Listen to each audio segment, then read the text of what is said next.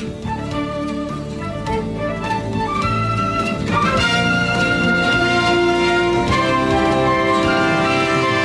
Hartford Whalers are home for the final time.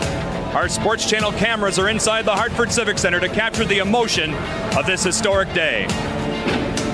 Good afternoon, everyone. I'm John Forsland. As always, thanks for joining us. Well, it's the meaningless game with tremendous meaning. Both teams, the Hartford Whalers, the Tampa Bay Lightning, have been eliminated from Stanley Cup playoff contention. But for Whaler fans and the team, today means everything. We welcome Bill Gardner. Billy spent 9 seasons in the National Hockey League, part of that career with the Hartford Whalers.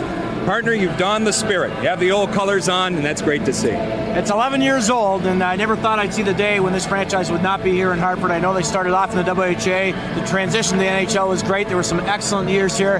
And by far, the most meaningful aspect of the whole situation is the fans. A great hardcore group of fans. Today's game is for them, and I wish I was on the ice to help out a little bit. The fans are certainly the number one star and will be this afternoon. The emotion in the building, you can really feel it as you walk around and talk to people, the people that have been part of Hartford Whaler tradition. It's amazing.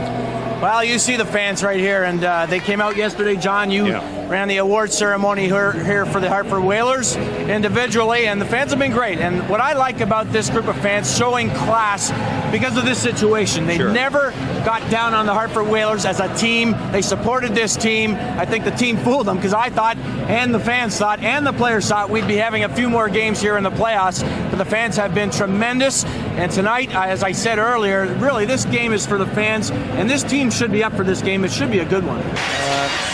Has all the time in the world for everybody. The best compliment for anyone is a pro, and that's what he is. That's all. Just a pro. Face off in the zone.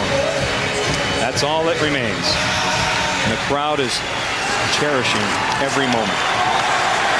Norton in the corner. It's over, folks. It's been a great ride. The Whalers will go out winners.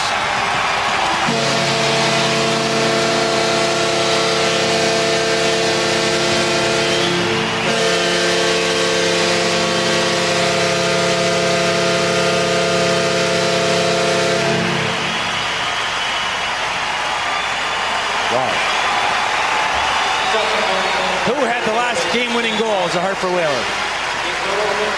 Kevin Deneen. I know. Which is fitting. It absolutely is. They got a book out for this one. They followed that book to a T. The Hartford Whalers did not let the 14,660 here down today. They have never let the team down over the years. The hardcore bleed green fans that have been with this team for so long are here today and deserve this 2-1 win. Welcome to Good Seats Still Available, a curious little podcast devoted to exploring what used to be in professional sports. Here's your host, Tim Hanlon. Well, greetings and salutations, friends. How are you? My name's Tim Hanlon, and you have stumbled across our little podcast journey we call Good Seats Still Available, our curious little podcast journey into what used to be in professional sports. A special treat for all you hockey fans out there, especially those who grew up or still live in the New England area.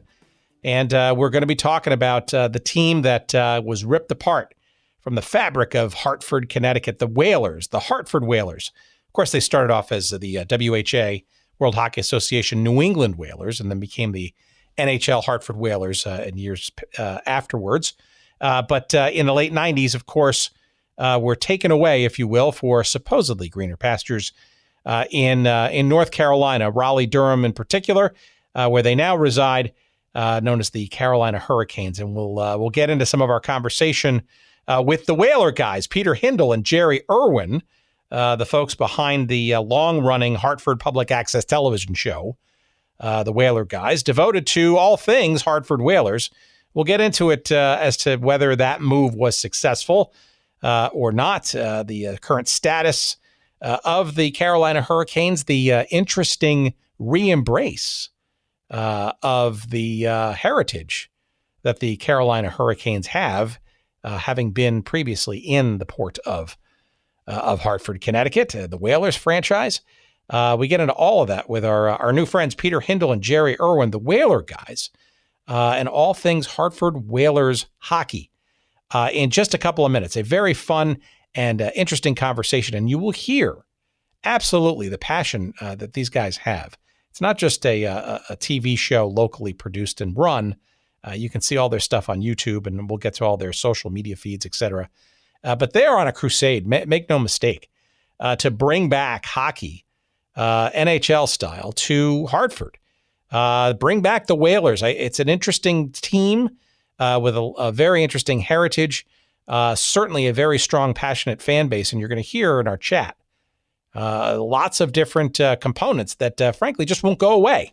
Everything from a theme song to the logo, jerseys that are being reissued and are found all across the league in the United States, and even a license plate that these guys, Jerry and Peter, the Whaler guys, actually help get through Connecticut legislation, and you can buy if you're a Connecticut resident. Proceeds go to charity, but you can show your fandom of being a previous or, frankly, still current Hartford Whalers NHL hockey fan. It's a fun thing, and this is exactly the kind of fun and interesting dialogues we love to get into here on this show. The passion, the heritage, the history, and maybe the once again.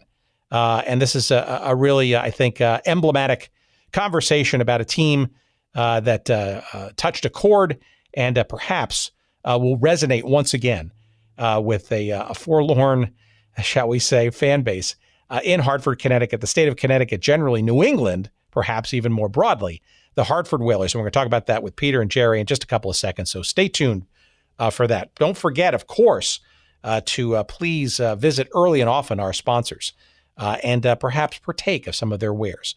One of which is, of course, sportshistorycollectibles.com.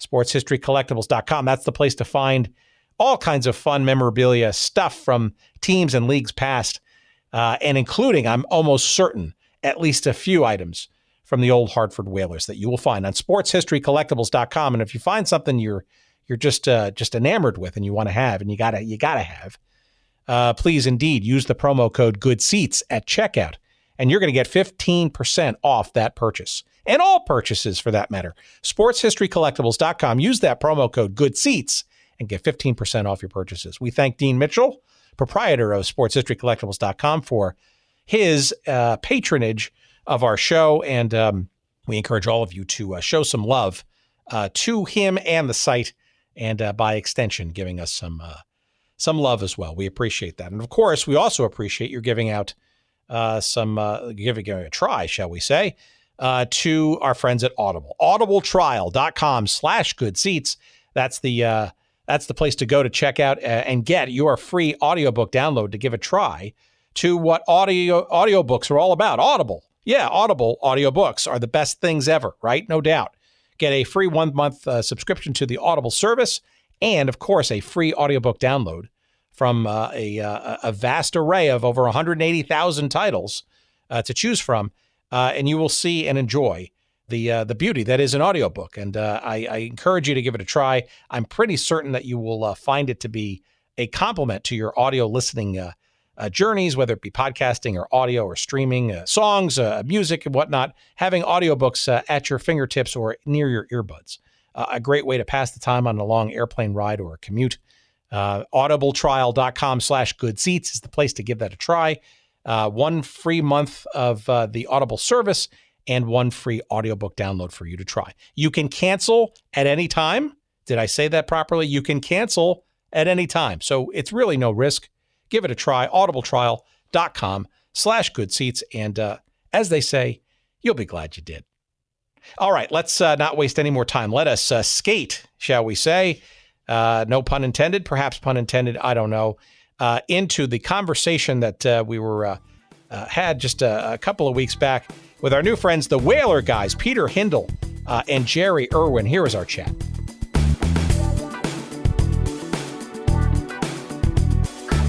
Tell me about your fandom of this team and what has inspired you to essentially carry the torch in various ways, going forward. Well, I'll start. This is Jerry. I actually worked for the Hartford Whalers in the 87-88 season. It dates back all the way to when I was about 7 years old and went to the Hartford Civic Center in about 1975 and watched the New England Whalers of the WHA take on the USSR, the Red Army team from the Soviet Union, with the likes of Brad Selwood, Nick Fatiu, Johnny McKenzie. We had Bruce Landon in goal with Al Smith, Cap Raider, Christian Abrahamson and Tommy Abrahamson, the identical twins from the New England Whalers. And from that point, when I was lucky enough to go to that one game, New England Whalers, I followed the club all the way on, unfortunately, till their departure when they were taken from the city of Hartford, because that's what happened. They were taken from us. And our passion, Peter and myself, took over about 7 years ago when we started this pilgrimage of having a TV show that has been named The Whaler Guys, Whaler Talk, Whaler Nation, on Public Access TV, Twitter. We actually had a podcast that we called Shut Your Blowhole. So we've been doing it for quite a while, and we are Whaler fans until the day someone tells us to stop fighting the fight, and we're not ready to give up just yet. Yeah, and I was going to say, this is Peter, by the way. So, it's funny when you look at it. It's kind of like the Whalers are the Brooklyn Dodgers of Major League Baseball. And, I know it's only 21 years and the Dodgers have been gone. And the things here that are sacred have been sacred for 35, 40 years. One is, everyone loves Howard Baldwin from the standpoint that he made this happen. He moved the team from Boston, a larger market, came to Hartford and with the WHA, and he made that all happen. And the other things is the logo is basically a crest of the city almost. It's everybody loves that logo. I don't think Sherry and I would be doing a show today if it wasn't for that logo. It's kind of like our third co-host. The colors are very sacred and that type of thing. And then there's the hockey, the Hartford hockey Mount Rushmore of players. And you look at it and it's Gordie Howe for one, and not many teams can say that, as you know.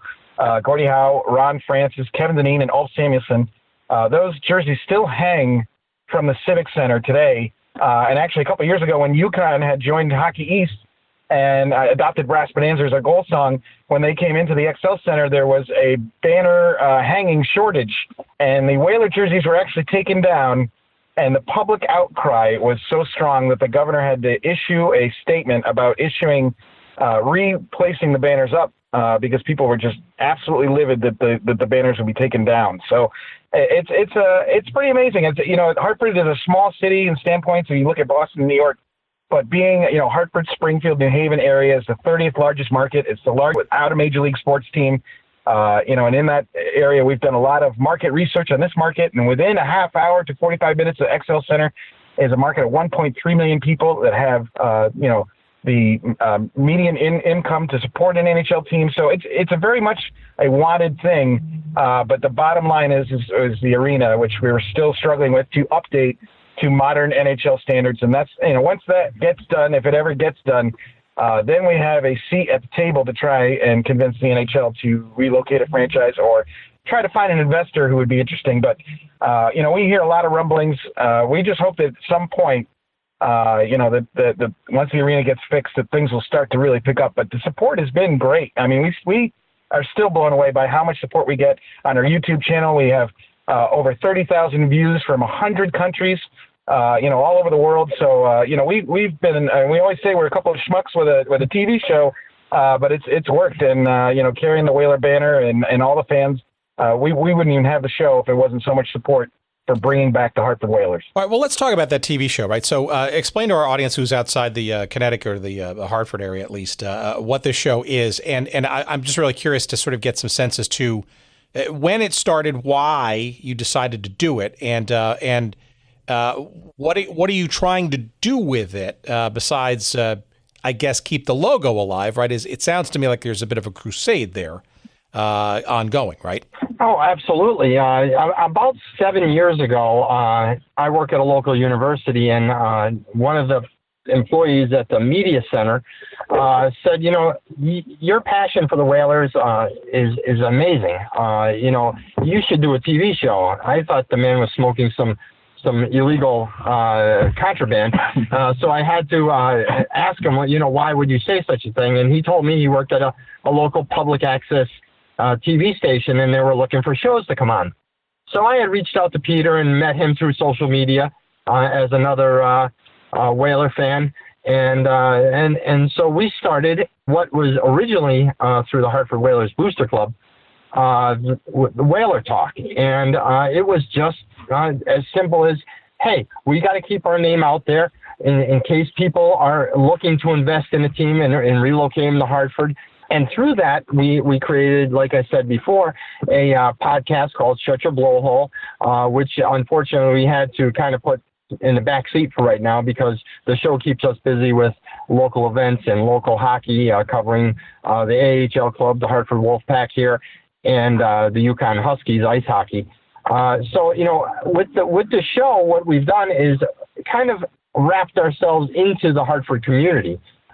With that being said, Peter and I championed the license plate idea with regard to going in front of the legislature, testifying to get Hartford Whalers license plates, with it benefiting the Connecticut Children's Medical Center here in Hartford, because back when the Whalers were here, one of their main charities was the Yukon Children's Cancer Fund. So for Peter and I, it was showing the community that, yes, we love hockey, we love Hartford, we constantly are bringing up what Hartford's trying to do to modernize and get the millennials downtown, but what can we do for something good? And $45 of each of those license plates will go to the Connecticut Children's Medical Center, and that happened January of 2018, and as of this point, over 340 plates have been sold to the public, which equates to about $18,000 going to the Connecticut Children's Medical Center for a brand new dialysis unit for that hospital. Well, so let's talk about that license plate thing for a second, because I'm not sure that folks outside the region sort of understand that. This is, and frankly, not an easy process, I would imagine, because you got to go through various layers of government and legislature and all that kind of stuff. But maybe you could just quickly give our audience a sense of what this is. What is the license plate? This is a state-issued plate with the Hartford Whalers logo and such. Yes. Yes, actually, we thought about it because in Connecticut you'll see plates, with Red Sox logos on it. We actually, believe it or not, and this is one of the local news networks love this story because there's actually an alumni Penn State plate in Connecticut, and we thought, this town needs a plate with a team that was their own, our team, a team that belongs to us. And so everybody kept saying the NHL is never going to let you put a logo on a plate without giving them some kind of kickback, or they're just they're not going to want to do that, and blah blah blah. So we started looking at the process, and we found out that we needed 400 signatures just to get it recognized by the Transportation Committee and the legislature. So I can't tell you, I want to say that we slaved away, but we had like a handful of Whaler fans, and we got 800 signatures. We doubled the signatures very quickly because everybody's like, Jerry and I ordered plates. Everybody, if it's a Whaler fan, would want a plate. So that was great. We got all these, these signatures, but you had to testify before the Transportation Committee. We needed a sponsor, so we needed to lobby to get a representative of the state legislature to sponsor our bill. So we had to do that as well. And after we brought some Whaler fans also went to testify with us, so we had some, and then it goes through the process of the legislature of passing the bill. And it was dicey.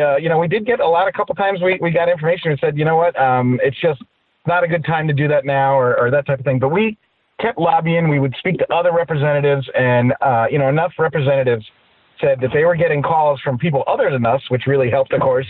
And they ended up putting it into a large transportation bill, and it passed. And the NHL went for it because I think that they realized that they made a mistake leaving Hartford. I mean, they can see that they got this fan base here. You don't see that with if suppose the Carolina Hurricanes move. I don't think 21 years later they're going to make a Carolina Hurricanes license plate. I think there's something to that you see the Connecticut wants its own team, and having the license plate was a way to keep the logo alive. Now people be driving on the street and see it, they will say, boy, is that the old Whalers logo? So, and we really wanted to honor Peter Good, the creator of the logo, who we've had on our show multiple times and in events. He came up with this original logo kind of, out of the blue. And I still think it's the greatest sports logo in sports. If people look at the Whalers logo, you'll notice that the negative space between the tail and the W is an H. It forms an H for Hartford. So it's a really cool logo, and I think that alone, if that logo wasn't as cool as it was, as sought after, is wanted, it's still a top seller in the NHL today. We've talked to the NHL. It's a top 10 seller, even of active teams. It's outselling. So that logo, to get that on a license plate, and now, it'll keep the dream alive a little longer. That's interesting you bring up sort of the logo stuff. We recently had on our show a guy named Waylon Moore, who was known for creating the iconic New York Cosmos soccer logo, as well as a couple of other soccer and sports stuff. The Atlanta Braves, he was very active in their uniform design and stuff. And that's interesting that you would have somebody like Peter Good on your show, because we sort of delved into this in our previous episode, but it is absolutely a very strong tributary to our little journeys and our pursuits, right? These are logos that for whatever reasons somehow lose ownership or trademark status and that kind of stuff. These are gigs for graphic artists and other creative folks out there, right? A new team comes into town. They want logo designs and concepts and stuff, and lo and behold, something gets chosen. And then, as certainly as we see in today's modern era, right, those logos, to your point earlier, right, the logos are far beyond just imagery and colors, right? They actually start to stand for something, right? They start to stand for community pride or passion for a team, even as to your point, maybe long after the team is gone, right? People just affix their memories and their passion and their love and the lore around that sort of physical imagery of a logo. And I'm just curious as to who owns the intellectual property to that logo. Is that the NHL? Is it now the Hurricanes?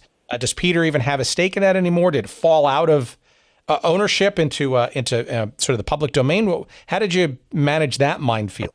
Well, when you look at, and Peter Good was a tremendous guest. He brought all his sketches on of his original mock-ups of this logo. Some of them prior to the finished product, which thankfully he went with because it turned out to be so awesome, was actually they used the Sailors Arch in Hartford, which is notorious here in Hartford, called the Arch. And he had these large, almost like spears on it. And someone said, well, if you love the Whalers, you don't want a harpoon. You want something that symbolizes that you love your Whalers. And that's where he came up with his other logo. To answer your question, though, he still owns the copyright to the original logo. No kidding. The NHL owns but the NHL owns the trademark, which carries heavier value to it. Yeah. So they are now selling it through Reebok, and you see it out there everywhere. Unfortunately, when the Carolina Hurricanes left Hartford, and that was one of the things they had to leave behind as part of the contract. Well, the city and state did not renew that, so we lost out on that. So then, of course, the NHL scooped it up, and now, thankfully, it's still out there. And, like I said, I work at a local university, and it's hilarious. These kids these students are so young, they don't remember the Whalers. But they'll wear the T-shirt, they'll wear the hat, because, like you said, it's a territorial thing. It's our team. And they will wear it because it has Hartford on it, it has the H, it has the Whalers. It's ours. They don't exist today, but, that's only for people who don't believe, unlike us. We totally believe our hockey club is coming back one day. So you see it. It doesn't matter where you are. I mean, there was a NBA Finals about 5 years ago, and Snoop Dogg was wearing a blue cardigan sweater with the Whalers logo on it. So, it's interesting who wears it. What's her name? Fox. Megan Fox had it on a T-shirt out in Hollywood. So, all these people love the logo. I don't know why Megan Fox would wear it. Maybe she likes Hartford. I don't know. Maybe she likes the Whalers. So, it lives on, and Peter Good, being the guy he is, comes back all the time whenever we invite him. and we talk about that logo again and how instrumental, you look at all-stars or three stars of the game at the end of a hockey game. Well, Peter Good ranks right up there as probably the number one star here in Hartford, just for the logo, not the player, but the player who created such an iconic logo. Yeah, and we originally, this is one of the things that people don't know about the license plate was, there's two Whaler logos. One has a silver background, and that started in 1992. But Peter Good is responsible for the original logo, which was just the blue and the green over white. And we wanted that logo on the license plates.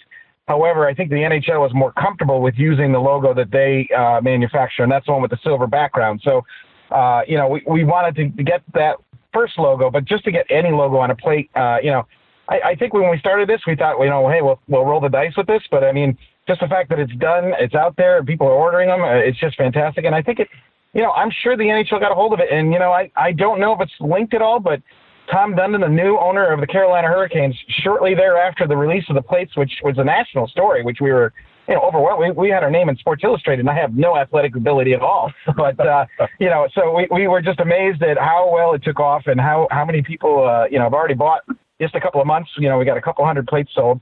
And, that it's really the logo, I think, is what drives all the success and the memories.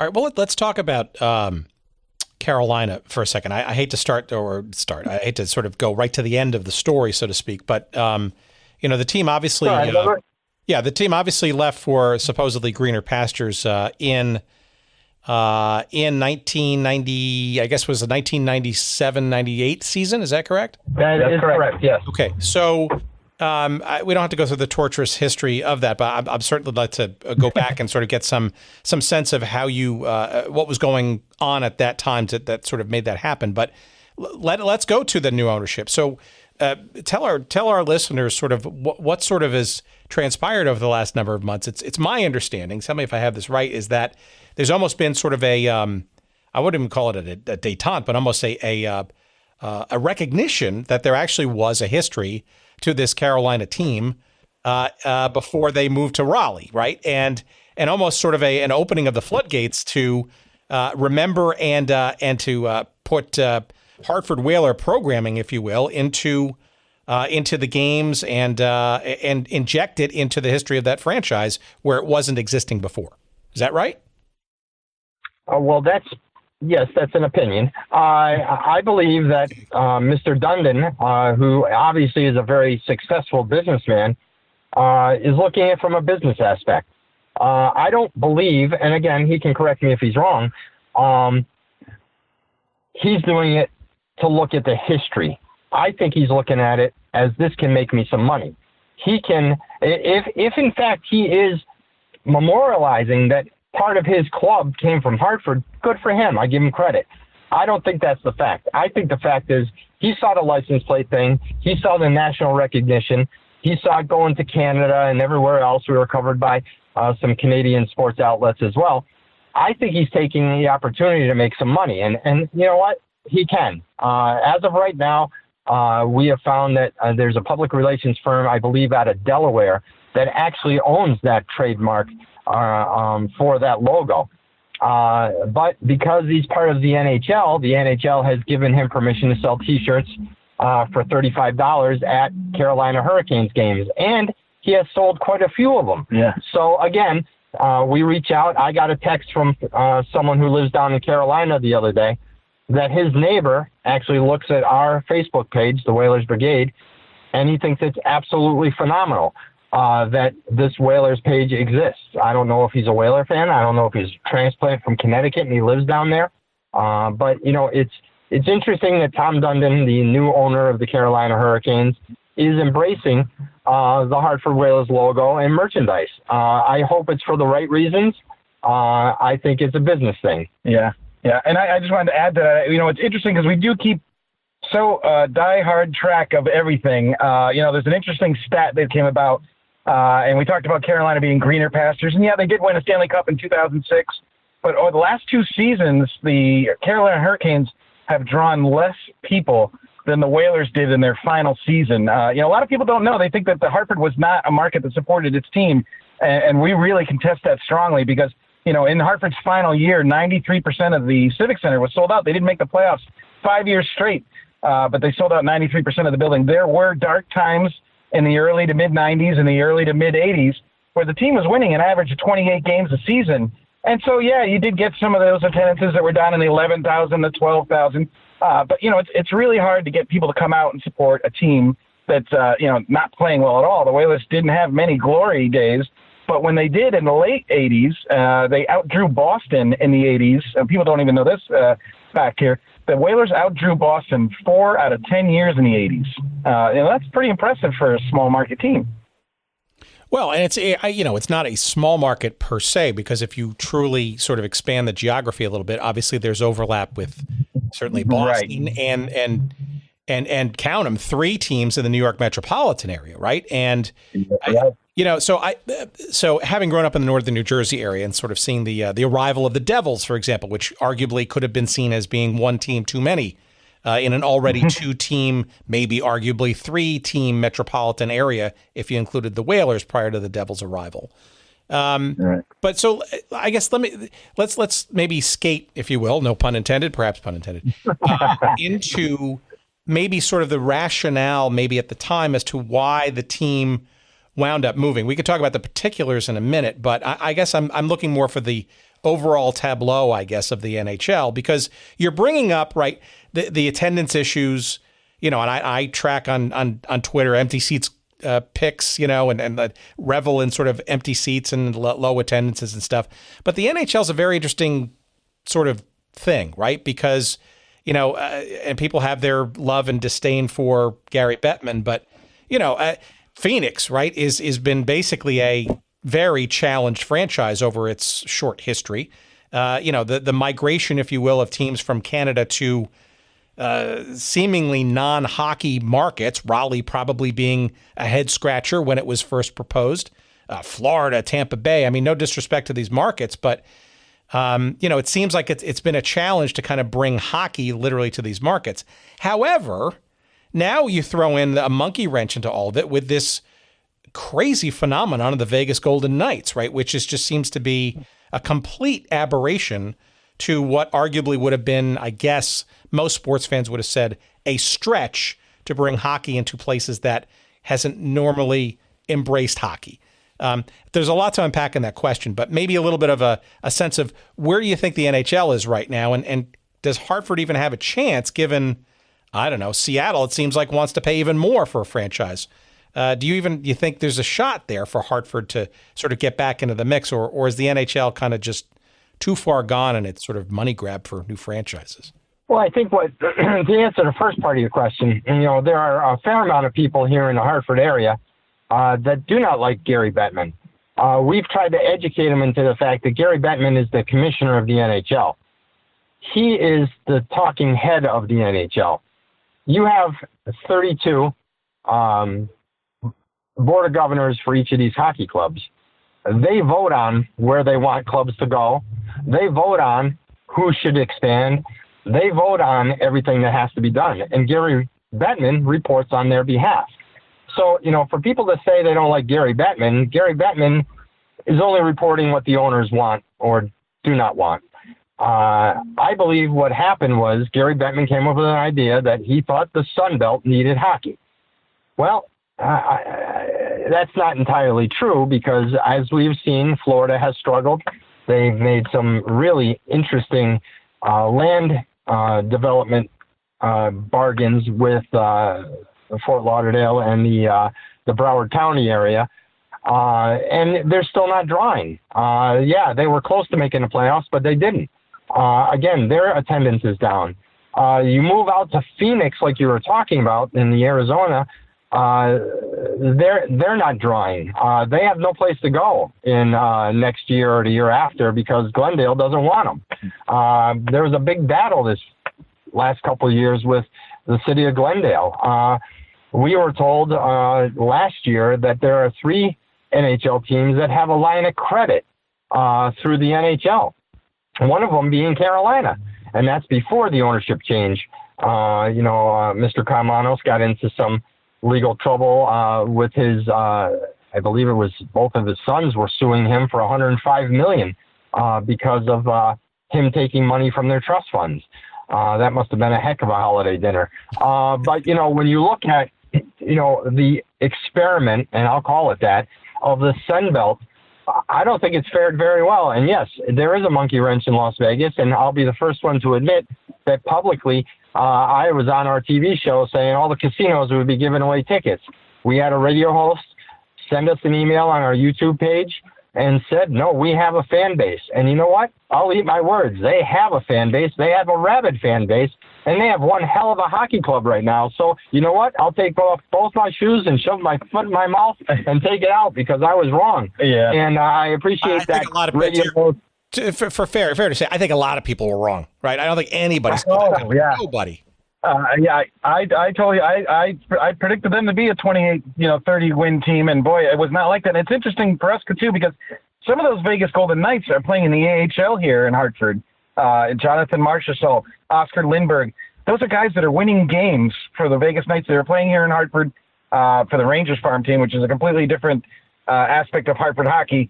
But just to go back to your point about the NHL, do we think they have interest in here? And I'm going to tell you yes, because we've been working on this a lot. There's an Excel Center plan, the Hartford Civic Center, to renovate the whole building. And a lot of people don't know this either. The Hartford Civic Center footprint is larger than Madison Square Garden. It's larger than TD Bank North. It's a bigger arena square foot wise. And we know this because the people that are running the plan to renovate the building, they're called SCI, which is Stadium Consultants International. Their head architect, his name is Murray Bainan. He is the guy that did the renovation work for Madison Square Garden. He also did work on the LA Forum. He's a top NHL, vendor, and we've spoken to him many times as he's presented this plan to renovate the building. And I just don't think the NHL would. They might be saying like, hey, well, don't spend your time in Hartford working on this renovation plan. We have other cities like Seattle, maybe Kansas City, Hamilton, Quebec. But to have. That's got to be one of their top vendors, a guy that did MSG on the fly. If you know that, Madison Square Garden was really renovated without closing the building, and that's the same plan here. Building a second concourse and building amenities for the Hartford Civic Center would happen over the summer months, and then you would still be allowed to play hockey during the winter months. Now, would a team move here and deal with renovation work? That's plausible. We always look at Phoenix, too, and we've got to say Glendale, because don't forget they're playing about 20-25 minutes west of Phoenix, and they have their attendance issues. But I think the NHL looks at like Phoenix is a ninth or 10th largest media market in America. It's hard to leave a market that's that big. I think that's what happened to the Islanders. The Islanders were looking for a place to play this year, and in the last couple of years they were looking for a new arena, and they ended up finding one in Belmont. But they were just never going to leave New York. It's the largest market in the United States. And we never thought they were going to leave. But I think a team like Phoenix, a team like the Carolina Hurricanes, maybe even the Florida Panthers, those are teams that could think about moving if they can lower their expenditures and their losses. If they can find a way to make it work in Hartford, I don't see why they won't do it. Like I said, it's also one of the richest markets in the nation. So, I don't think there's an issue with the ability to make money here in Hartford. And back to your other question about Seattle, that's like the perfect storm. You have some great investors. They're going to redo the Key Arena. And one of those investors is Jerry Bruckheimer. He's a TV producer. I mean, he's got all the money in the world. So, we're looking for investors here in Hartford. But in order to be on the radar and marketable, we have to have the XL Center done to modern NHL standards. Well, it also, you're alluding to it. We're talking now, lots happened, right, since the team left. Back in the late 90s, right? And you see this with Major League Soccer. You see this with a lot of leagues, MLS in particular, because they're still kind of, still in that sort of growth stage, right? A lot of this is backhandedly, or maybe not so unobvious, is real estate, right? It's a real estate play. You see these sort of mixed use developments. You see what happened with the Braves, right? Moving literally from downtown Atlanta to Gwinnett County, and now basically, in their own little sort of park, which is surrounded by office buildings and restaurants and sort of like a little mini theme park, right? It's almost that you see Cincinnati in the USL being sort of pulled around by MLS, and they can't play in Nippert Stadium, which is the University of Cincinnati facility and sold out at 40, 50,000 people at a game. Apparently that's not good enough because it's not a soccer specific stadium with its own revenue streams and such. It's clear, and you look at the money around Seattle, right? That's being bandied about is how much that franchise would cost, right? My last check was $400 or $500. It's an astronomical amount of money, you would think, given all the shenanigans going on in Phoenix and those places. So, is the money there to do that, right? Well, when you look at Seattle, they're willing to make a play. You remember 6 months ago, though, or almost a year ago, their statement about rebuilding the Key Arena was they wanted number one tenant to be the NBA. They want their Seattle Supersonics back. And the NHL did not want to be second fiddle to that. Well, a year later, all of a sudden we have these investors, and all of a sudden the NHL is top fiddle. Yeah. We heard speculation that Wayne Gretzky was part of that investment group as well. So if Wayne Gretzky's involved, you know that it's a win-win because, who the hell is going to turn down Wayne Gretzky? Nobody. And, when you look at Hartford, the unique thing about having the XL Center here in Hartford is not only do we have a potential for an NHL team, we also share the building with UConn men, UConn women, UConn hockey. The basketball teams, obviously, over the years have become national champions. We bring in full houses for the women's and men's basketball games, and the state makes money on that. When the Wolfpack play, we probably play an average of about $2,500 a game, if that. AHL hockey is not. The problem is with AHL hockey, as much as they're fun to watch and it's great having youngsters before they make it up the NHL, once you are a major league city, it's very difficult to go back to a minor league city. Yeah. And, I think a lot of people still have a bad taste in their mouth that we're not a major league city. I do blame, and I will say this, I blame the legislature, the governor, for not actively going out there to attract an NHL club to come here. The problem is you can beat the drum all you want, but if you don't have a facility to house an NHL team, you're not going to be able to market it.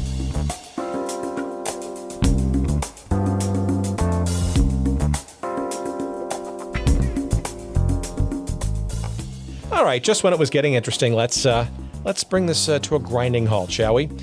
Just kidding. We got to pay the bills around here, and our friends at Audible have been very helpful in attempting to allow us to pay some of those bills, and we want to call them out now and remind you that a free audiobook download is yours for the taking, and also a free 1-month subscription to the service of Audible at audibletrial.com/goodseats. Again, audibletrial.com/goodseats for your free 1-month trial of the Audible service, and most interestingly, a free audiobook download for you to enjoy. 180,000 titles and growing every day to choose from, and there's absolutely no excuse to not find at least one title amongst that cavernous selection available to you that you won't find to be enjoyable and good for the soul, including a couple of books that might be interesting to our audience. And yes, some new ones, frankly, that I'm finally listening to. One that I'm listening to right now is by Carson Cunningham. It's narrated by Paul Boehmer, and it's called Underbelly Hoops, Adventures in the CBA, a.k.a.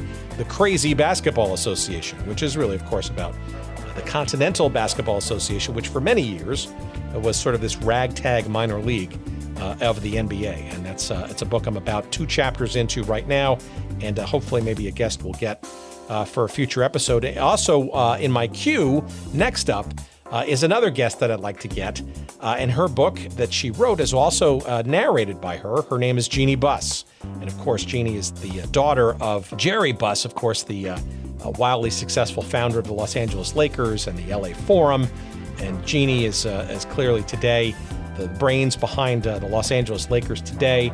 She and her brothers were active, of course, in things like, along with her father, World Team Tennis, the Major Indoor Soccer League with the LA Lasers, all kinds of stuff. So her book is next on my list. That's called Laker Girl, and that too is available on Audible. And again, it's one of the many thousands of titles that you can choose from when you go to audibletrial.com/goodseats. And again, you too can get your free audiobook download to give it a try, perhaps one of those 2, or perhaps one of the other 180,000 titles available to you as well.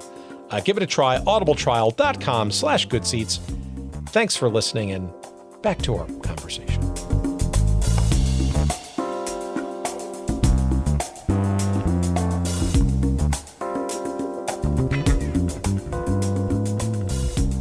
It's also, though, about media, right? So the television, right, is, there's no doubt that one of the strongest undercurrents to this sort of amazing expansion plan, ill-fated as it might be in some of the actual arenas in the Southwest or in the Sun Belt, right, is extending and expanding a national television or include Canada footprint, right, for, which is arguably the biggest revenue source, right, at least today, and the television industry is certainly going through its changes, but make no mistake, sports revenue from television contracts certainly, is even more outsized than it was even when the team was still in Hartford. And, unfortunately, Hartford is not a major market by television standards. Plus, it also has the added burden of being sandwiched between two major ones in Boston and the New York City metropolitan area. Yeah. When the Whalers were here, we had a channel called Sports Channel New England, and they covered us. You also had a competitor called TV 38, which is now Nesson, that broadcasts the Bruins. And then later on, obviously, MSG came into the cable market. So you had a lot of these things going on. Some years ago, when there was a lot of talk of bringing the NHL back, the Fox network talked about being a regional broadcast of an NHL team if they came to Hartford. So yes, to your point, yes, the TV market is what would really benefit a team coming back to this area. And, as well as, of course, our local channels covering hockey more than they currently do. And that's another irritating thing that I go through constantly is, they'll show UConn, but you'll get about 3 seconds of the Wolfpack game or the UConn hockey game. They really have to capitalize on the hockey part of it. They've gotten away with it. When the Whalers were here, they covered them. They actually showed them on some of the local channels when it wasn't broadcast nationally on ESPN. But that's something that, if we have the opportunity to get a hockey club back here, that's going to be a big feather in our cap, getting the TV revenue for not only the team, but for the state. Right, and I think the NHL got interested more in Hartford in 2014. UConn joined Hockey East, and they were it's a startup team in the new league, and Hockey East is a monster league for college hockey. And the first game, they had to cap the attendance in the building at 8,089, and they actually sold out and were turning people away. And even though UConn finished, ninth in the conference in their first year, they were first in attendance, and they're outdrawing Boston College, Boston University, Merrimack, Maine, all of these colleges, and they were outdrawing them, pretty mightily. I think the first season, they drew somewhere around 5,300 per game. So to have, finally UConn supporting it, because UConn hockey they've been pretty good. They've been competitive.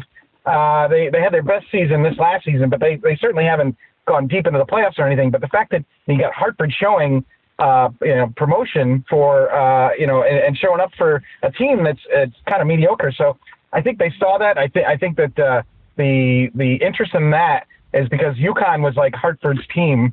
They play Brass Bonanza. They do this. Whereas the AHL hockey, it is tough, they say, to go from steak to hamburger, but you're going from the NHL to the AHL. And on top of that, you have the New York Ranger affiliate, which not everybody's in love with. It's a little bit like if you could imagine the Chicago Blackhawks moved and the Detroit Red Wings put their AHL club in Chicago. I mean, how well is that going to draw? Well, I mean, given the contours of the state of Connecticut in sort of that media landscape, right? I'm wondering now if a Hartford were a serious conversation for a relocation, which I got to think at this point is it's more about relocation than it is about expansion, right? I mean, you got how many teams now? It's getting to be crazy big. Yeah, we're set up for relocation more than expansion is just too expensive. I mean, as we talked about the $400-500 million, you need to find an owner who wants to move to kind of hedge his bets, thinking that he'll think the greener pastures are here. And we think, we've caught wind from Jeremy Jacobs, who's the Bruins owner, and he said, I would rather have a team in Hartford than in Phoenix because I have to fly a plane to Phoenix twice a year where I can just take the bus. And the Rangers have said, if the NHL comes back, we will move our AHL affiliate, no problem. If the NHL comes back, So, I think my point here is the Board of Governors vote is if they're paying out of their own pocket to subsidize these teams that have lines of credit and are struggling, if they know that there's a solid owner and a solid building and a solid TV market, I think they'd all vote for a move to Hartford. And we believe that. And we think we have an edge over Quebec. Quebec is going to be more rabid. They're probably going to sell more tickets. But we know the TV market here in Hartford is better. And we also know that it's tough to put a team in Canada because you got to deal with the money issue and the transfer, and you lose 25 cents on every dollar. So all player contracts are in American dollars. I think ownership or a team moving to Quebec, at least at this point financially and at the economic times we are in, is less likely. And the Seattle thing, the Key Arena has some sightline issues, so that's going to take a couple of years before Seattle can actually be ready for a team. We think that the XL Center can be ready in 2 years. So, it all depends on if people are looking. We know our governor that we have now has been very active in drawing teams. Have you heard about the letters? One of the letters that he sent to the Carolina Hurricanes offering them to come play a game in Hartford, a regular season game, he released actually through us, knowing that we would be able to get them out through. So, yeah. And the other thing is he sent a letter to the Islanders and inviting them to come and play here for a couple games while the Belmont Arena is built. Of course, it went back and forth, and eventually the Islanders turned down that offer. Yeah, that's interesting because that actually was going to lead me to my question about and you maybe addressed it before, right? So I was wondering if Boston and or those New York franchises actually would welcome a franchise back, because it would seem that they would probably want to claim some kind of modern version of, if you will, territorial rights, given the absence of the team in the last 20 plus years. Yeah, and that has come up in conversation with some people we have been talking to. What eventually would happen is whoever the owner is going to pay out of his pocket, basically to grab those TV rights. You can cut our state right in half, basically, right about the Middletown area, which is about 15 minutes south of Hartford, or 10 minutes south of Hartford, and that's the New York-Boston line. Quinnipiac did an actual poll on this, so it's kind of interesting that the New York-Boston line is right at about 15 minutes south of Hartford in Middletown. So I would see if a new owner came in here with a club, he would be paying off the Bruins and the Islanders or Rangers or Bulls for their TV revenue that we would then gobble up with an NHL team relocating here. So, okay. So this, when I hear you guys talk, right, this sounds, and I'm trying to separate the passion from the reality and the chances, right? When I hear you guys talk, right, I hear that this is a very real time, of the moment, present and very alive conversation, not a wallowing in nostalgia kind of thing. And gee, wouldn't it be cool if, right? Right. And it's because, we like I said, I always bring this up there, we're just a couple of guys at a TV show, but we presented an image. We're very factual about what we do know. And we admit when there's, certain things like, Hartford being a smaller market compared to other larger markets, we get that. But when you look at the whole thing about it is, we talked to the Capital Region Development Authority as an arm of the government here, the state government, and they're trying to renovate the XL Center to make it NHL ready. And I told you they have those vendors they bring in. The governor's been very active. So I think it's a fluid situation, and I think it's a potential thing, but it all depends. And we've been stuck on this in Hartford for a while now.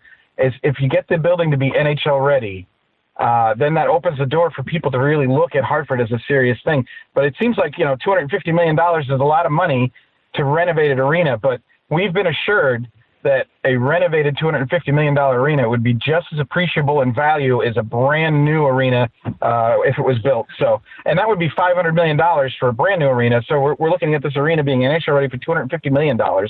And then you take into the fact that you've got, we get support at these events. We've had season ticket drives, people signing up, the license plates, all that stuff. So, yeah, you're right. The standpoint that there's not anything that we're specifically able to grab onto, but there's enough discussion. And a couple of years ago, we heard that the Phoenix Coyotes made a preliminary third-party reach out to Hartford to just kind of say, hey, where's your building at? Where are you guys at?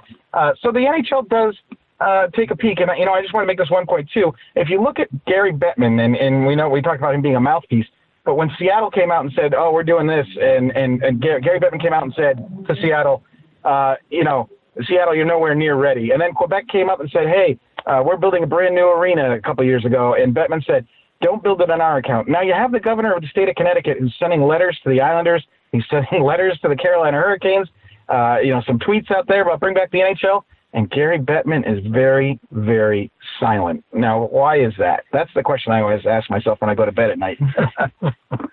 Why? So who do you worry about most in terms of markets competing with you? You've mentioned a couple, but the troubled markets, right?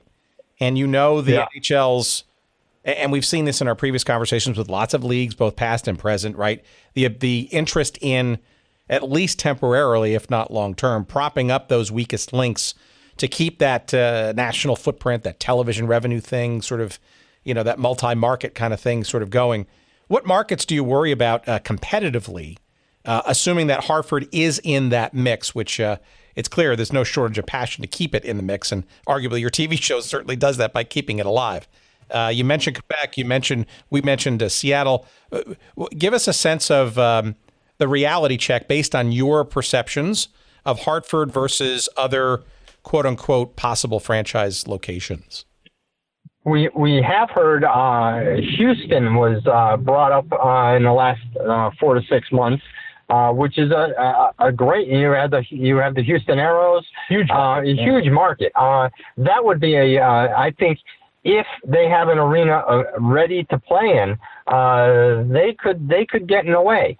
Again, for us, Quebec is always sitting there, and Peter, in my opinion, we share. We believe Hartford and Quebec should be the next two teams brought back into the NHL because of the blunder that they took them out of the NHL. Of course, Gary Bettman is never going to say that his Sunbelt experiment has failed.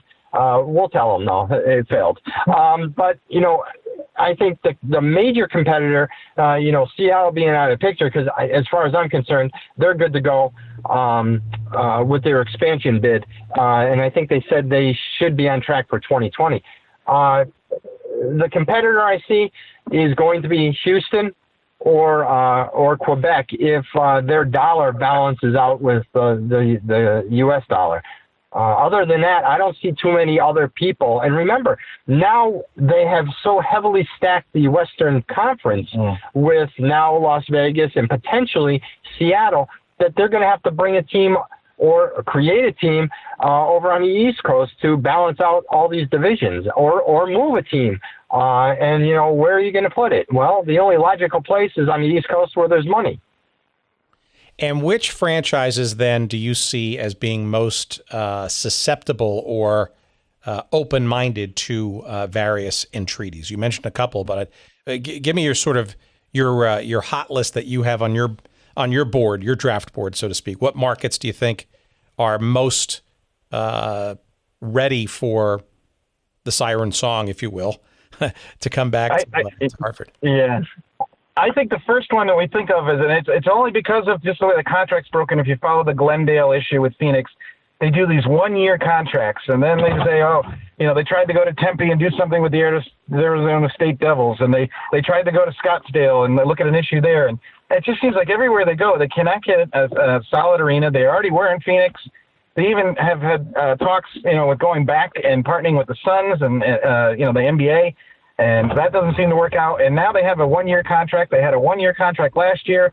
So, it's either, they're at the point where it's either like they got to, really hunker down or just move the team. So, I think Phoenix is up there in the minds of a team that can move.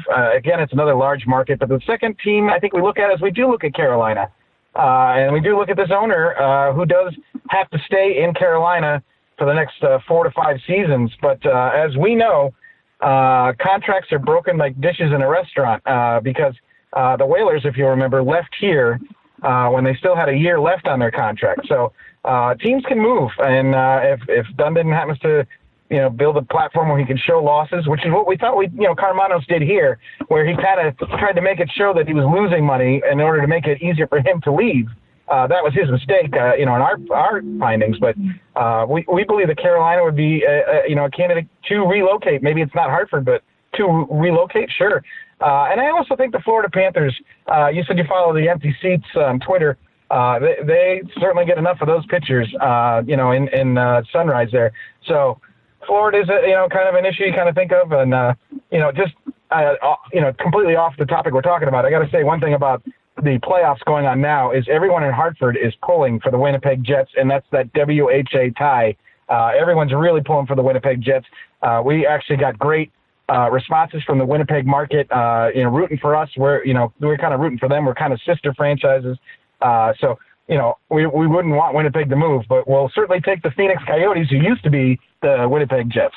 And another thing to add, when you look at the statistics on viewership, during the first and now we're into the second round of their playoffs, Hartford was number 8 nationwide. Yeah. We were at like 60%. Yeah. The ratings were outstanding for the New Haven, Hartford area. And remember, New Haven's only about 30 minutes away from Hartford.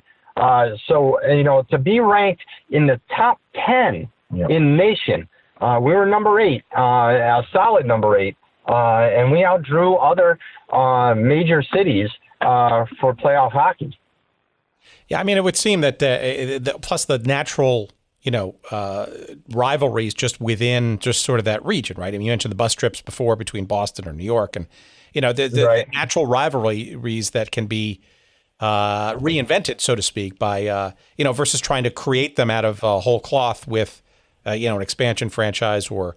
And actually right. Winnipeg, which I think is interesting, right? Because I don't want to say everything old is new again, but right. I mean, Winnipeg, right? Obviously, one of the WHA franchises you're alluding to, and obviously the New England Whalers being part of the WHA in its earliest of years.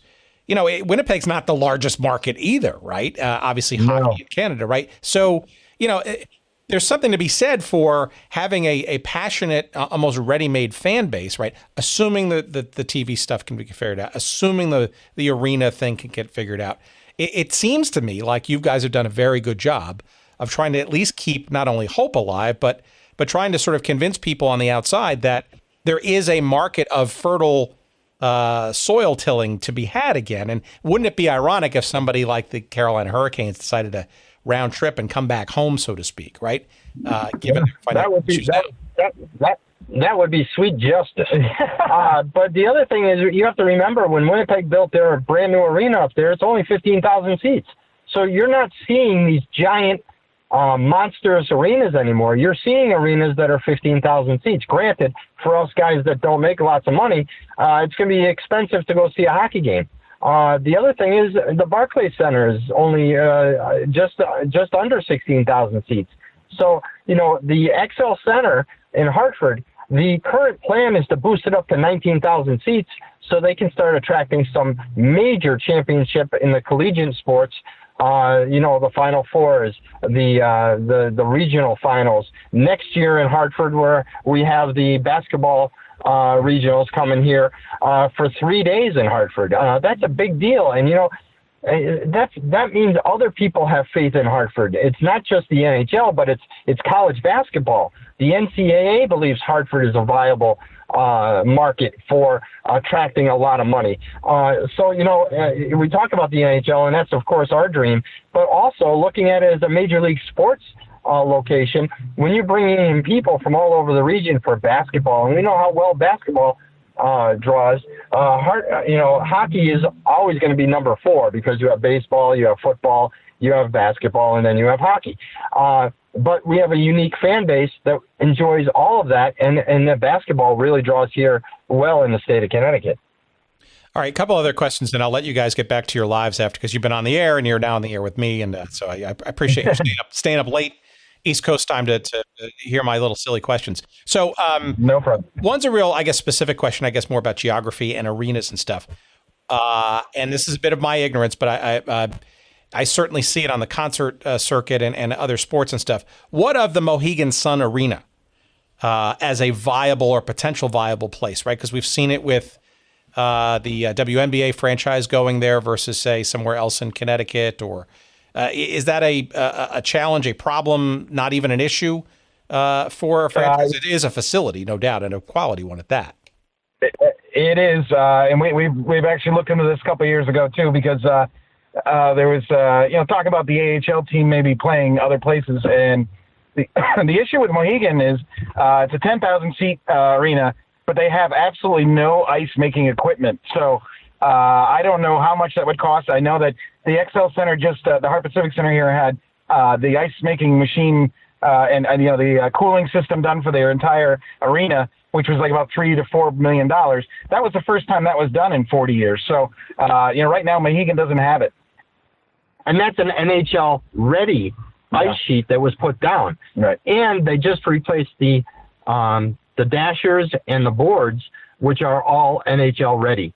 When they redid the ice sheet specifically, this is about the time that the Barclays Center was having issues with their ice. They put PVC piping in instead of stainless steel piping in because they wanted to save money. Well, that's not NHL approved. So Peter and I went back and forth during our show, and we said, how could the NHL put a hockey club, an NHL hockey club, into an arena that's not NHL ready? And then turn around, and the Hartford Civic Center, the XL Center, said, well, that made our decision really simple. Yeah. We put stainless steel piping in, and now we're NHL ready. Yeah. Ice sheet and boards and dashers, all we have to do is get our concourse ready. But to answer your question, it is a competition between the XL Center and Mohegan Sun specifically for concert venues. The XL Center has secured some great concerts, 7 concerts this upcoming year that are huge. We're having Elton John come to town. Def Leppard and Journey are starting their world tour here in Hartford, Connecticut. Fleetwood Mac just announced they're coming here. So, Hartford's not dead. Hartford still has a great entertainment value with the restaurants and venues around the XL Center for people to visit. Last year alone, the XL Center attracted 600,000 people. What we're trying to educate people here in Hartford is when the Whalers were here, they attracted 600,000 people alone to Hartford. Yeah, very interesting. So, okay, let me wrap up with maybe two questions. One more general and one specific, and you'll see why I waited till the end for that in a second. What is it about this franchise and hockey in general and the quite palpable interest in not only keeping the memory alive, but this, some would call it a dream, some would call it it's just a matter of time, return to NHL hockey in the Hartford/Connecticut marketplace? Why is it so visceral, say, versus, I don't know, Atlanta, where they've failed twice with NHL franchises, et cetera, versus, say, other markets?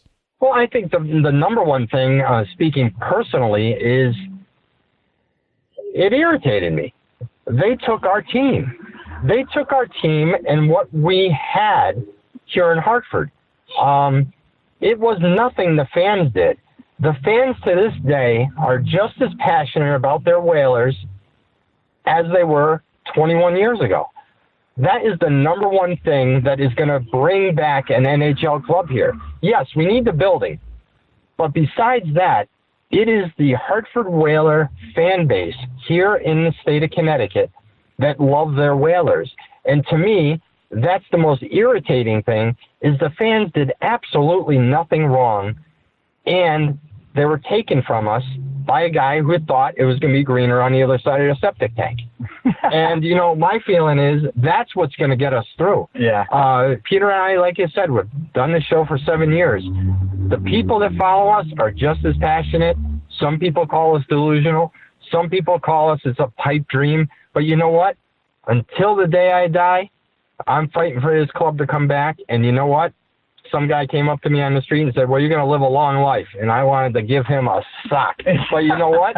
That's what Peter and I believe. And I'll let Peter answer his side of it. Yeah, I think it comes down to the fact that Hartford has got a chip on its shoulder. Being squished between Boston and New York. That's what you hear everyone saying, I'm going to Boston, I'm going to New York. Or the Bruins fans were brutal to us. The Ranger fans were brutal to us. They would occupy some of the upper levels in the concourse of the XL Center. There were sometimes some rough nights there. But Hartford loves taking on the big guy, and I can't put it any better than 1987, April 23rd. Kevin Dineen in Game 6 in the second round of the Adams Division Final.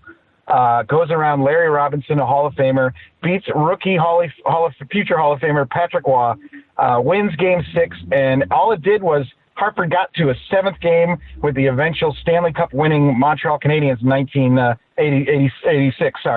And so that game today, everybody still remembers that day, April 23rd. They remember that, and I don't know if you ever heard about this, but we had 40,000 people in Hartford for a Hartford Whalers parade.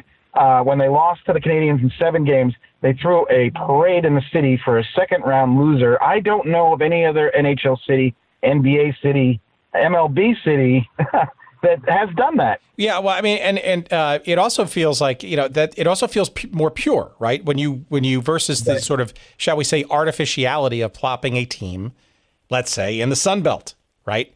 No disrespect to Houston, but certainly Phoenix, which has proven challenging, right? Certainly Florida / Miami / Fort Lauderdale, which has proven challenging, right?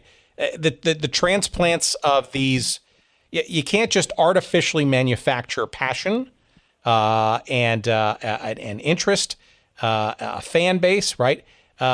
You could make the argument that Major League Soccer has done a bit of that. There's soccer purists who kind of don't like sort of the centralized franchise kind of thing. And frankly, I think some of the more successful franchises in MLS, not that it's a direct correlation, but, are the ones that have embraced their heritage, right? And North American Soccer League, the old Bicentennials haven't come back, but the Sounders of Seattle have, and Portland Timbers have. And, so those, right. and that's not artificial. That actually existed. And it's great to see that, people who currently own those brands and franchises recognize it and start to tap into it. Now, for whatever ulterior motives, business or whatever, but at least it's something to go back to and have an historical lineage to, right? And soccer in particular, right? Not a very strong, heritage in this country. Yes, it has been, but it's not as deeply rooted, say, as baseball or whatever, or even hockey for that matter. So kudos to you, right? For keeping that spirit alive, because arguably, you've got something there that not many markets can replicate. And that is, and again, Vegas, aberration, probably, right? But in some respects, it's maybe not, because, how many professional sports teams are there? None, right? And I'm not sure how the Raiders thing will play out. I mean, that's a whole other ball of wax, right? But, there are actually people who live in Las Vegas, right? And many of them are very working class, supporting a very big entertainment sort of industry there, right? And this is something that they can call their own, right? So why is that any different than what Hartford might have, right? And that it's this, you've got passion, you've got people who are interested, and you've got, sort of that sort of chip on your shoulder, that sort of smaller market thing. You can't manufacture that. That's real and genuine. And you know what? That may be a better environment for the league going forward than trying to manufacture another market to keep television somewhat satiated. Right. I mean, it really what we have going in our favor is we don't have another professional sports team in our state. Like you said, we're not competing against two other hockey teams like New York is. New York has the Rangers, the Islanders, and even some of the fan base goes to Jersey. So this would be ours all over again, and the whole state would embrace a major league NHL franchise here. Yeah, and that's a state with 3.5 million people, and 2.3 of that million is within an hour of the XL Center. You're also talking about with the UConn hockey, there are 80,000 UConn alumni within 45 minutes of Hartford. So, they would be probably interested in Whalers too, because I tell you, there's a connection here between UConn and the Whalers. At the time, they were both kind of getting hot. The Whalers in the late 80s, and then UConn started to become nationally recognized in the NCAA when they won the Big East tournament in 1990. So, and then from there they went on. And of course, the women in '95, started winning championships. It felt like almost every year.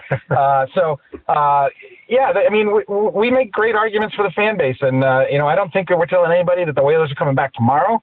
But can we build a constructive, reasonable argument that the NHL should be here. I would challenge anybody on it. All right. Well, I saved the best for last. Here's my last question, right? So there's also something else up your sleeve, right? And that is probably the best ever theme song that was ever connected. Yes.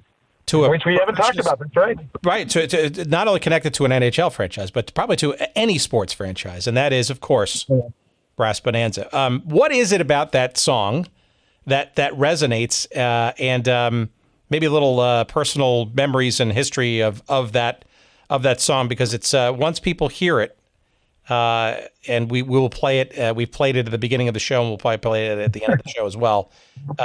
It's iconic, right? And it's something that, as a kid going to Whaler games, you heard the song. I really didn't understand what it was about, where it came from. It's different. It's unique. It blows my mind, and this is funny because Brian Burke was recently in the news. Was working with the Calgary Flames, but saying that we'll see Jesus before the Whalers come back. This is a guy that removed Brass Bonanza in 1992 to a big failure, to the point that people are still upset at him for removing the song. And the song, as you said earlier, you can't manufacture this. It's not like, we kept pushing the song on people. The song lived on. We have all these guys that got their ringtone for their phone, guys that they honk their horns, Brass Bonanza. I mean, we get involved in the St. Patrick's Parade every year, and we have a large contingent of people, and they wear their Whaler jersey simply because they're green. And you can walk down the street St. Patrick's Day when you walk down Asylum Street in Hartford, in the bar section on St. Patrick's Day, you can actually feel like a player because the crowds are so mad screaming for it. We're playing Brass Bonanza, and they're just screaming, "Let's go Whalers!" So, we got some of that video on YouTube of those parades and the people going crazy. But there's something about the song. I think it's because it's ours. It's no one else's. You hear it everywhere. We've heard it at the Olympics. We've heard it at all these other events. They ended up playing it. So I think it was played in Carolina for the first time ever. So that song is going to be living on for as long. And you see today, the Hartford Yargoats, a AA affiliate of the Colorado Rockies, they use that for a home run. The soccer team, they use it for Brass Bonanza for their goals. So everybody gets a catch of it. And when the Connecticut Whale was here, the New York Rangers farm team used to be the Wolfpack. That was called the Connecticut Whale. When they became the Connecticut Whale, they used Brass Bonanza as a goal song, and the attendance jumped over 30%, just because people wanted to hear a goal song. I mean, it's that crazy. But you're right. That's another feather in the cap for the return of the Whale. And the other thing is, when I was growing up, we would play street hockey in the driveway. We have our little phonograph, where most of the people today have no idea where the phonograph is. And we would play our record, and we have the 45 of the Brass Bonanza. On the other side was the Brawl in the Mall, which was the Minnesota Fighting Saints against the New England Whalers. It was the biggest brawl in hockey history to this day. Yeah. And the funny thing about it is both those teams got on the same plane and flew out back to St. Paul that night. They were just so tired they didn't care. Yeah. But yeah, when you go to the game, I mean, the one game that Peter spoke about earlier that I will remember for the rest of my life, and it's a huge marketing, is when Kevin Dineen beat Patrick Waugh in Game 6 and scored that goal, and that place was off the hook. The song was blaring, the people were screaming, they were clapping, and I stopped clapping as a youngster. And when I stopped clapping, I could feel the building shake. So that building, with that song and that excitement, that is lightning in a bottle. If you want to market the Hartford Whalers, you just got to grab that highlight, and you know what? It sells itself. And the composer, a guy named Jack Say, well, that was a pseudonym, right? Yeah. Right. So, still alive? Have you ever talked to him? I don't know what the story is there. He just passed away, I believe, within the last year or two. But there was a reporter here for the Hartford Current named Jeff Jacobs who actually reached out to him, and I don't think he knew exactly how popular it was. It was something that he kind of just put together. And it's still interesting. I think it was probably the Barnes family who brought the song in. I can't remember exactly how it all started kicking off. But I tell you, we hear it everywhere. I tell you, it's on phones, on appliances. It was during the Stanley Cup Finals last year. The Pittsburgh Penguins played it at their arena during the playoff game. The Brass Bonanza played during the Stanley Cup playoffs because someone sent us a video of the Brass Bonanza at the Pittsburgh Penguins playoff game. I wonder who owns the rights. Yeah, that's a good question. You know what? Fenway Park uses it when the Red Sox hit a home run. They have that Connecticut connection, just like I don't think the Yankees have ever used it. But No. but again, you have that Connecticut connection with Boston, New York. Boston uses it. People have texted me. I'm at the Red Sox. They just played the Whalers song. Yeah. And like Peter said, other places use it as well. It's a riot when you hear it. You're like, can you believe this? Yeah. It's amazing. You look, not only, assuming the arena and assuming the economics, right? You have a logo, you got the theme song, you got the fans. It seems like you've got a lot of the sort of ingredients ready to go, and I think that's awesome. All right, guys, give me some promo here. What can our fans and our listeners? How can they find more about you? Where can they see excerpts of the show? Give us some social media. Give us all your promotional windup so people can learn more and connect and follow you guys and maybe support you in some way, shape, or form. Well, that'd be great. We are on Facebook at the Whalers Brigade. You can find us on Twitter at the Whalers Brigade. At Whalers Brigade, I'm sorry. YouTube, you can search the Whaler Guys. And on Instagram, we are the Whaler Guys. It's like Peter alluded to earlier. We have our shows on YouTube after they air at our public access channel. We have over 30,000 views there, Twitter about 200 to 300, and then Instagram about 150, and now 1,600, over 1,600. With the Facebook page, and we're tied into other Hartford Whaler groups that reach up to about 25,000 to almost 100,000 when you put them all together. Right, and I just had to throw this one little 30-second story in here. So, as you know, from the Chicago area, the Blackhawks have three coaches, Joe Quenneville, Kevin Dineen, and Ulf Samuelsson, who were big Whalers to the fans here. So the Hartford Whalers Booster Club is an NHL-recognized booster club, and they do these bus trips, and a couple times we've gone to see the Chicago Blackhawks. And to our surprise, Joe Quenneville, Kevin Dineen, and Ulf Samuelsson met the bus load of fans before the game. Jerry and I were there. We got to meet them and say hello. And I don't know if I've ever remember coaches talking to fans, even for just 5, 10, 15 minutes, signing autographs, taking pictures, an hour and a half, 2 hours before a game, and that goes to show you that how much the fans love these guys. As a matter of fact, when the Blackhawks were winning their Stanley Cups, Hartford was a great subrogate of that. They loved, people were rooting hard for Chicago Blackhawks because they loved those coaches, those players. Those are Hartford Whaler guys to us. Well, that's great. I mean, you guys are supporting all these other sort of teams and Soulmates and Winnipeg and all that kind of stuff. It's probably high time that the league sort of recognized that you got a fertile territory there in the Hartford area, and why not, given some of the shaky situations that we see elsewhere in the league. Guys, this has been really awesome. I hope our audience, those in the New England area who know and follow you, become even more supportive and of your efforts, and frankly, folks around the country. And look, we get listeners all over the place. I mean, Turkey and New Zealand, Bahrain, and Zimbabwe. I can't even tell you the places that this show sort of leaks into. So if there are Hartford Whaler fans out there, both from the past and maybe newly in the future, hopefully you'll connect with the Whaler guys, Jerry and Peter. I appreciate it very much. Great conversation, and I look forward to staying in touch. Please let me know what's going on, especially if there's some big breakthroughs. I would love to hear about it, and maybe we will. The history of the team. We will, and we'll just leave you with one thing. We are one nation under green, and if you disagree with us, you can shut your blowhole.